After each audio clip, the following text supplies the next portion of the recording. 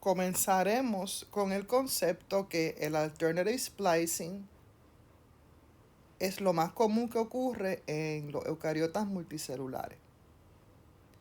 Hay diferentes formas de producir moléculas alternas de mRNA. Un ''ejemplo es la retención del intrón. Otro ejemplo es la presencia de alternative 5' splice sites en el exón. También podríamos tener alternative splice sites 3' en otro exón. Incluso podríamos brincar un exón y eliminarlo, como también podríamos incluirlo. En este ejemplo vemos que tenemos exones que son mutuamente exclusivos, o sea, que si incluimos este, no vamos a tener este. Y al contrario, si incluimos este, pues no vamos a incluir este. Aquí vemos que diferentes combinaciones de exones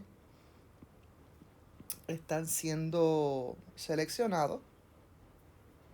También podemos tener el caso donde al excluir un exón o añadir otro, podríamos tener diferentes puntos para empezar la traducción. También tenemos el caso donde al escoger un exón versus otro, vamos a tener diferentes lugares donde va a ocurrir la poliadenilación del mRNA. Aquí tenemos un ejemplo interesante de cómo el alternative splicing determina la diferenciación de, en este caso, Drosophila melanogaster, para determinar si se va a diferenciar en macho o se va a diferenciar en hembra. Al igual que los humanos, la razón de cromosoma X a cromosoma autosomales es de 2 a 2. En los machos, que son XY, pues este XA ratio es de 1 a 2. Esto es suficiente para que en la hembra se produzca la proteína SXL.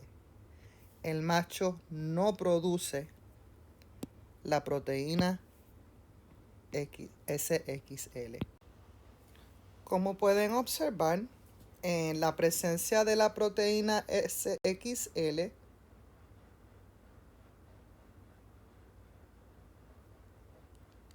el splicing ocurre en un punto 3', diferente al que ocurriría en la ausencia de SXL. En la ausencia de SXL tenemos un stop codon que interrumpe la formación de una proteína que se llama TRA.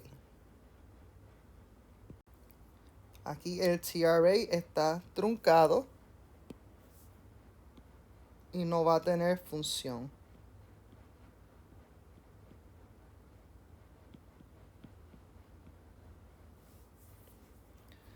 Cuando estamos en la presencia de las proteínas TRA, se forma un complejo de TRA, TRA2, que va a permitir que el producto de splicing de la proteína 10X sea diferente en machos y en hembras. El producto de esta proteína en las hembras es suficiente para apagar los genes que tienen que ver con diferenciación masculina y el producto del DS6 en los machos, pues es un regulador negativo, de los genes envueltos en la diferenciación de las hembras. Dentro de la secuencia de ese mRNA inmaduro, vamos a tener lugares en los intrones y en los exones que funcionan como enhancers o como silencers. Podemos tener intronic splicing silencers, exonic splicing enhancers, exonic splicing silencers e intronic splicing enhancers. Las secuencias que rodean los exones alternativos están más conservadas evolutivamente que las secuencias que rodean a los exones constitutivos. Y estos sitios o estas secuencias dentro de los intrones y exones del mRNA pueden o aumentar o suprimir la selección del lugar donde va a ocurrir el empalmamiento o el splicing. Estas secuencias son reconocidas por varias familias de proteínas. Y esas familias de proteínas, su presencia o ausencia va a dictar el splice site selection. Algunas de estas proteínas que están envueltas en el splice site selection son proteínas de la familia Nova y Fox. El efecto de estos splicing enhancers y silenciadores es mediada por estas proteínas que tienen capacidades para pegarse al mRNA de una forma sequence specific. Y esto ocurre mucho durante el desarrollo y también ocurre en una manera que es específica a cada tejido. Estas proteínas pueden, por ejemplo, en esta de la familia Nova, pueden impedir que este exón termine en el producto final. También, dependiendo del contexto, podría hacer que se incluya ese exón. Esto sería un ISS, esto sería un Intronic Sequence Enhancer, un ISE. También podría funcionar directamente sobre el exón, porque el exón también tiene secuencia de silencer, de silenciamiento. La familia de proteínas Fox, por ejemplo, puede también funcionar para evitar la selección de este exón o para, dependiendo del contexto, nuevamente, incluir este exón, como les dije, durante diferentes etapas del desarrollo o dependiendo del tejido donde se encuentren. Generalmente, el splicing solo ocurre en cis. Cis significa que está en la misma hebra. Tenemos el exón 1, el exón 2, se elimina el intrón y este va a ser nuestro producto final. En algunos organismos, como en los tripanosomas y algunos gusanos, hay unas secuencias cortas de RNA que se le conoce como slRNA y puede ocurrir lo que se conoce como splicing en trans. Vamos a la imagen. Para que esto ocurra, los intrones, dos intrones de dos hebras diferentes, tienen que tener secuencias complementarias para que ocurra la hibridización.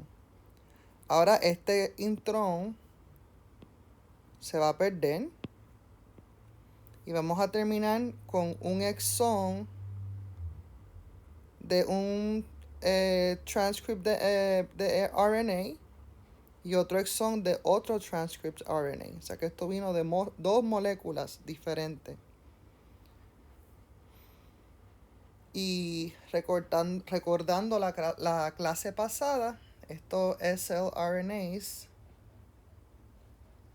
tienen una estructura similar a las proteínas U de los small nuclear RNAs. Para que una molécula de mRNA se considere madura, esa molécula tiene que estar poliadenilada. Tenemos aquí la RNA polimerasa. Recuerden, en la clase pasada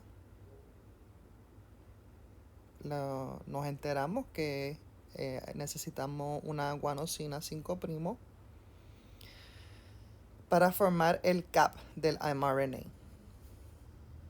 La transcripción continúa hasta que llega a un lugar en el ADN donde va a tener una secuencia que nos va a dar un producto de una secuencia de nucleótidos AAU, AAA. La RNA polimerasa sigue transcribiendo, pero al tener esta secuencia viene una endonucleasa y va a cortar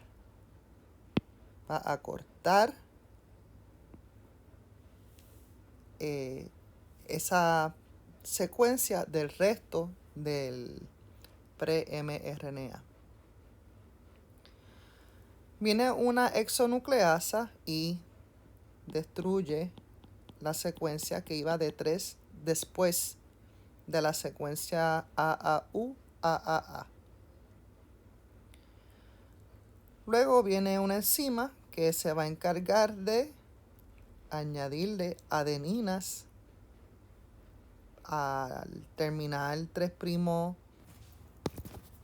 de la molécula de pre-mRNA. Tenemos dos proteínas importantes envueltas en la poliadenilación del mRNA. Tenemos unas proteínas que se llaman specificity factors. Aquí tenemos una, aquí tenemos otra, y también tenemos la poly-A polymerase, que está aquí, que le van a añadir como 200 residuos de adenina a la punta 3' después de la secuencia AAU, AAA. Luego van a venir unas proteínas que se llaman poly-A binding proteins, que le van a dar control y estabilidad a esa cola poliadenilada. Cuando ya se han añadido alrededor de 200 residuos de adenina, se despega el complejo del specificity factor y del poly-A polymerase. Esto ocurre en el núcleo. Recuerden, el mRNA no va a salir del núcleo hasta que esté maduro. Sin embargo, siempre hay sus excepciones. En el organismo Xenopus, la poliadenilación en el citoplasma juega un papel muy importante en el desarrollo embriónico. Para la polimerasa 2, el end processing de la punta 3' del mRNA es el paso crítico para la terminación de la transcripción. Sin embargo, las otras polimerasas, que no son la polimerasa 2, tienen unas secuencias específicas para terminar la transcripción. En el caso de la polimerasa 3 tenemos esta secuencia. Y en el caso de la polimerasa 1 tenemos que esta proteína REB1 se encuentra en estas secuencias T1, T2. Y cuando la polimerasa se encuentra con ella, la polimerasa 1, viene una proteína que se llama RNT, una endonucleasa, que corta el producto de la polimerasa 1. Vamos a utilizar el ejemplo de la histona H3 para ver un mecanismo alterno al que hemos estado mirando para el procesamiento del final 3' de la molécula de mRNA. En este caso vamos a tener que utilizar Small Nuclear RNA U7. ¿Recuerdan la familia U de los sRNAs de la clase pasada? Vamos a necesitar un stem loop binding protein y vamos a necesitar los snRNPs U7. Aquí en amarillo les voy a estar marcando dónde está el mRNA de la histona.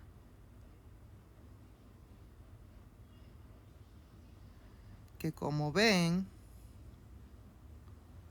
tiene esta estructura de stem loop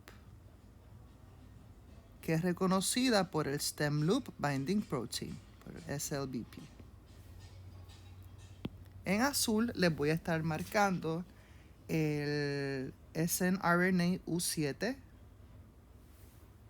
Vamos a ver, buscar el lapicito aquí. Vamos a poner el azul. Estamos marcando el U7 snRNA.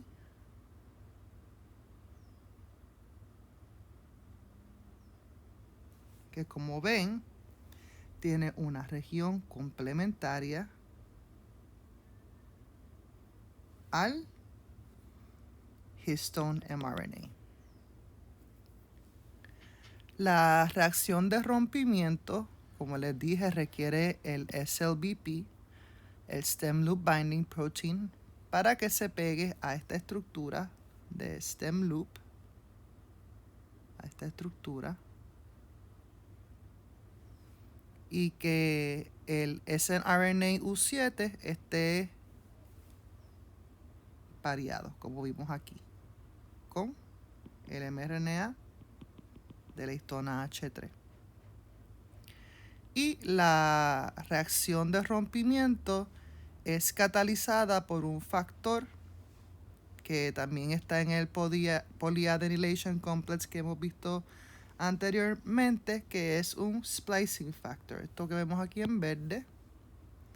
Y aquí es que va a ocurrir el rompimiento de este mRNA específico para histonas H3.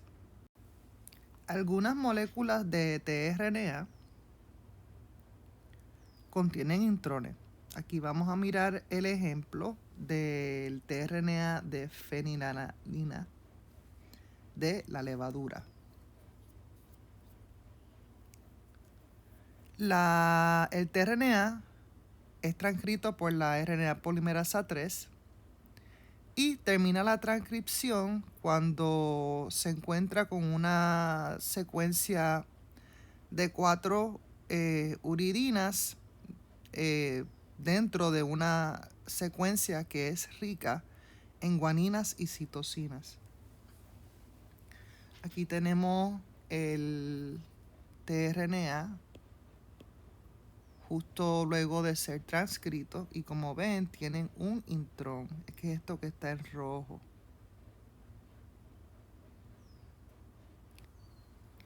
También podemos observar cómo este intrón tiene apareamiento con material que va a quedarse dentro del tRNA. Y también hay apareamiento con el intrón y lo que eventualmente va a ser el anticodón. El splicing del tRNA ocurre, como vamos a ver en la transparencia que viene ahora, a través de una serie de reacciones de rompimiento y ligación.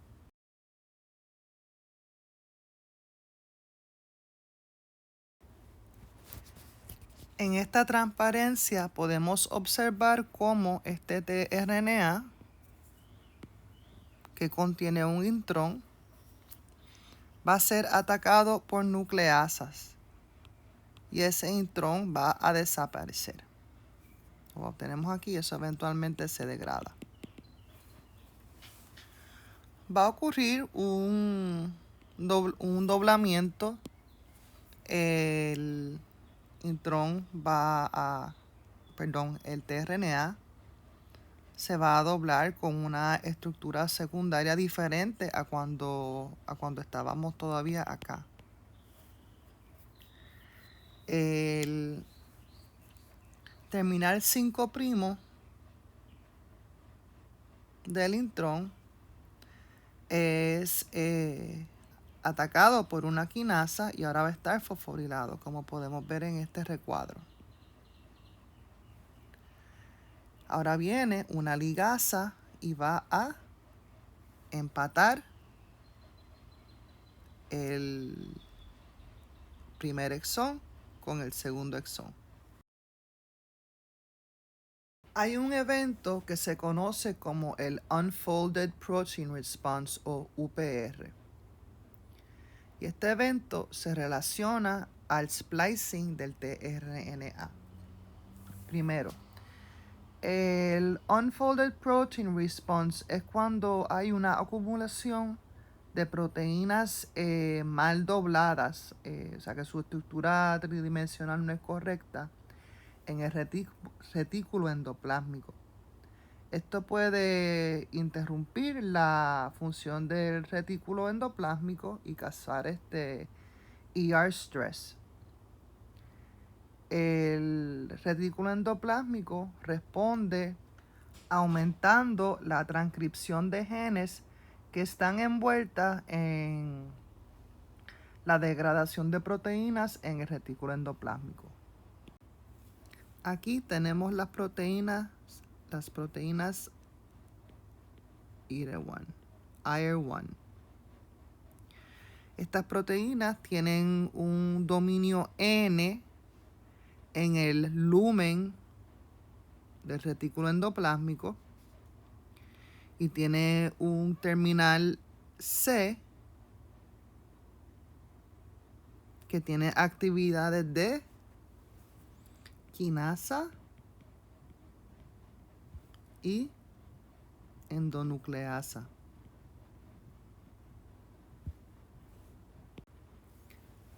El dominio, cuando se activa este Unfolded Protein Response, el dominio que está dentro del retículo endoplásmico reconoce una proteína mal doblada. ¿Ok? Esto activa esta interacción del dominio del terminal N con la proteína mal doblada. Activa el dominio que está en el terminal C. En este ejemplo, aquí tenemos una proteína IRE1 en la presencia, el mRNA de HAC1 en la presencia de una proteína IRE1 que no ha sido activada. Esta ha sido activada porque el interactuar con la proteína desdoblada, pues como ya explicamos, activa las actividades de endonucleasa. Esta actividad de endonucleasa rompe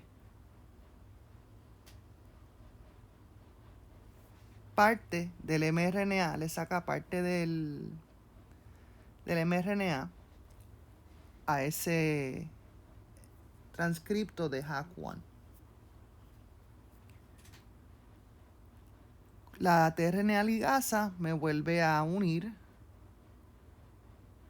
esos exones y a través del ribosoma se traduce en la proteína HAC1. La proteína HAC1, cuando se traduce, luego de ser rota por estos IRE1 proteins, reconocen factores en el ADN o secuencias específicas en el ADN que se llaman Unfolded Protein Response Elements. Voy a escribirlo aquí. Unfolded Protein Response Elements.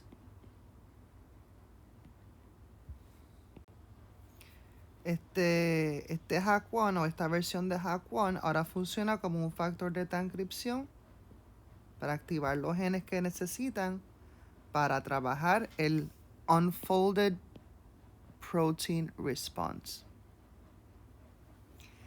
En el caso de que no haya activación de la proteína IRE1, pues se traduce el HAC1 mRNA, pero en esta conformación que tiene, naturalmente el organismo va a degradar esa proteína porque no necesita activar el Unfolded Protein Response. En resumen, cuando se activa la proteína IRE1, puede romper HAC1 o XBP1 en los vertebrados, se suelta un intrón y se generan exones que son ligados por, en este caso, tRNA ligase. Solamente cuando el HAC1 mRNA está spliced es que puede convertirse en un factor de transcripción que va a activar genes que codifican para proteína chaperona, que ayudan a doblar las proteínas desdobladas. Y finalmente, les quiero dejar saber que si hay demasiadas proteínas desdobladas, causa demasiado estrés para la célula y la proteína IRE1 va a inducir apoptosis o muerte celular.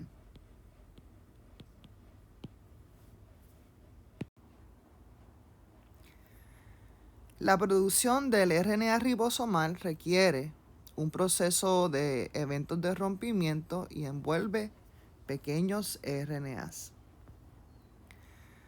La RNA polimerasa 1 termina la transcripción con una secuencia, la señal de parar de transcribir es una secuencia de 18 bases. Los RNA grandes y pequeños, específicamente el 18S, el 5.8S y el 28S, son producidos por un precursor común. El rRNA5S se transcribe por separado.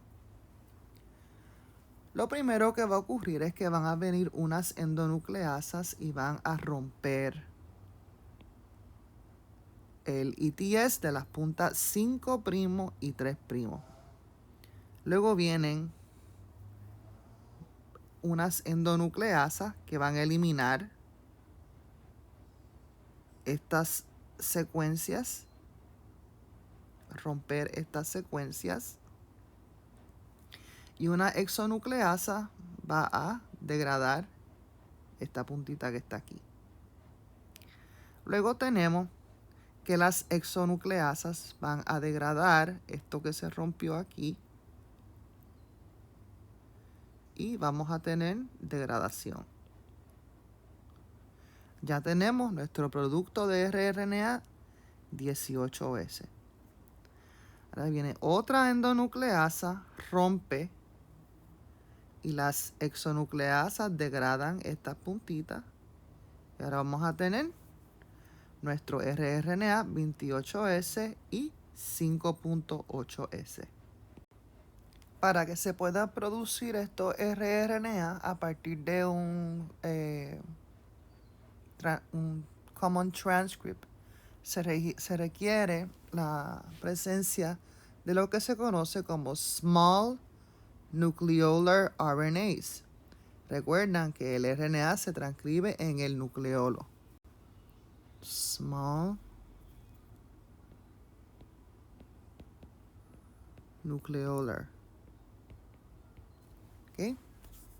Y se requieren para aparearse con una región del rRNA que tiene que ser metilada.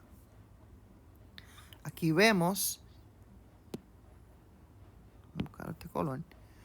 Aquí vemos la estructura del SNO RNA, que es específicamente para este trabajo del grupo CD. Hay otros grupos de SNO RNAs que no están envueltos en este proceso. Aquí tenemos los target RNAs que deben ser metilados. Estos son nuestros rRNAs. Y en cada caso, el small nucleolar RNA se aparea a través de complementariedad de pares de base con su target para generar la estructura típica que se necesita para que se modifique el sustrato, que en este caso es el rRNA. Vamos a terminar la presentación de hoy hablando de la edición del RNA. Este tipo de edición que estoy hablando ocurre en bases individuales. Tenemos aquí un ejemplo. Tenemos el gen de apolipoproteína B. Este gen tiene 29 exones. Se transcribe el gen y cuando se va a... Antes de transcribirse, tenemos este codón que se encuentra en este exón. ¿Ok? En el hígado tenemos que se queda como CAA y codifica para una proteína que tiene casi 5000 aminoácidos. Sin embargo, en el intestino ocurre un proceso de aminación. Ahora, en vez de tener CAA, vamos a tener UAA. Cambió aquí. Ahora, este mRNA que está en el intestino va a tener un codón de stop. Esto significa que el mRNA del intestino solamente va a sintetizar para aminoácidos para 2153 residuos. Es casi la mitad del tamaño del mRNA de la proteína que se va a encontrar en el hígado. Tenemos ejemplos donde ocurre una edición bien grande en el RNA de algunos genes de algunos organismos. Por ejemplo, en la mitocondria del tripanosoma, esta edición ocurre mediante la inserción o la deleción de bases de uridina. El mRNA para el gen de Trypanosoma COX-2 tiene lo que se llama un frame shift relativo al DNA. Un frame shift ocurre por inserciones o deleciones. Es que nos cambia el marco de lectura. Esto es lo que está este es el ADN que codifica para el mRNA de ese gen de COX-2. Pero su mRNA, si observan, cada vez que tengo una U roja, se producen unas inserciones que entonces me van a cambiar la secuencia del mRNA relativo al DNA. Si cambia ese marco de lectura, van a cambiar los aminoácidos que codifican para él. Aquí tenemos lo mismo. Vamos a ver. Y aquí específicamente donde ocurre la primera inserción, cambiamos este codón y entonces empiezan a cambiar todos los aminoácidos después de ese relativo. Los aminoácidos no, perdón, los codones relativos a cómo se encuentran en el ADN. Parte de la secuencia de mRNA del gen COX-3 de la Trypanosoma muestra muchos uracilos que no se encuentran en el ADN. Y aquí los podemos ver, en vez de ponerlos como uracilos, los pusieron como timina. Pero en cada cajita que vemos azul ahí, significa que esos uracilos no están codificadas en el ADN original, que lo podemos ver en rojo. Esta edición de RNA, específicamente la inserción de la uridina, es dirigida por RNAs guías. Vamos a buscar el lapicito. RNAs guías. Aquí tenemos el ADN como tal. Ocurre la transcripción, RNA polimerasa, y tenemos el ARN.